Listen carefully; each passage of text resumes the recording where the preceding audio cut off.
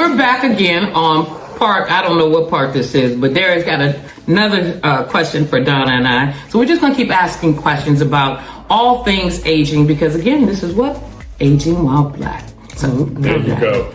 So I have a question for you ladies. I know that you both decided at some point that you did not want to have children. And so now that you are ladies of a certain age, and that is the topic of this of the show, do you have any woulda, coulda, shouldas? Like, do you feel like, I'm older now, I wish I had a daughter or a son who's gonna, or do you feel like you made the right decision and you stuck to it and you're fine with it? You want to go first, Donna?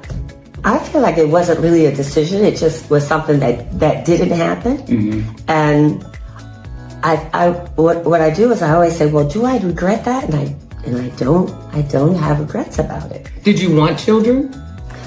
I never really thought about it. Okay. Yeah, I never really thought about it. And then as I got older, it's like, well, this doesn't really look like it's gonna happen. Do I want it to happen? And I'm like, well, I don't know that I do. Yeah. Well, mine is a little bit more definitive. I know I didn't want kids. I never wanted children, you know, and I love children. Maybe that's why I do a lot of mentee and mentor stuff.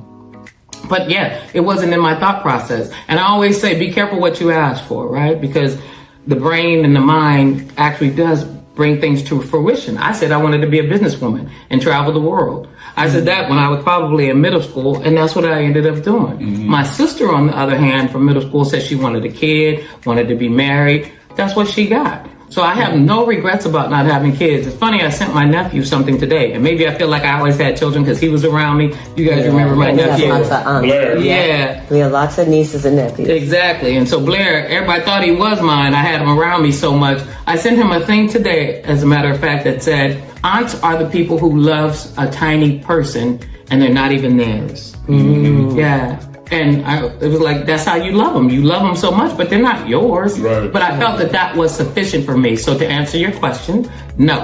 I don't have no regrets not having kids. Yeah. But I think that what is interesting in your saying that is because you were a businesswoman, because you made decisions that were able to put you in certain, in a certain financial category, you're able to do things, you were able to take your nephew to places that he probably ordinarily wouldn't have gone. Oh, absolutely. You took him all over the world. I mean, you took him places he probably never would have been able to go. Oh, yeah.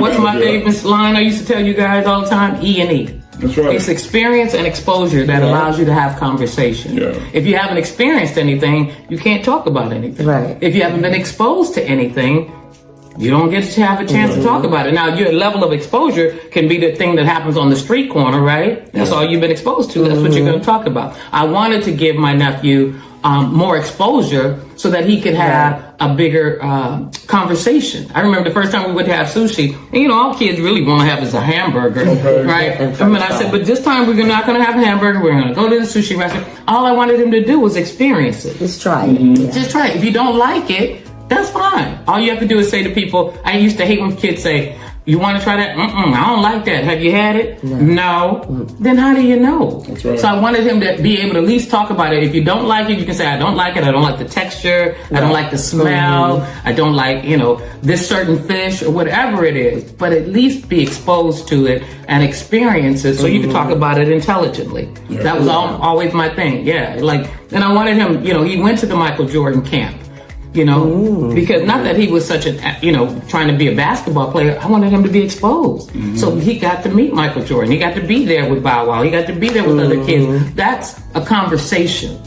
That's an experience that he's always going to remember. So yeah, I think E&E is big, no matter who you are. Experiences are more important than things. Absolutely.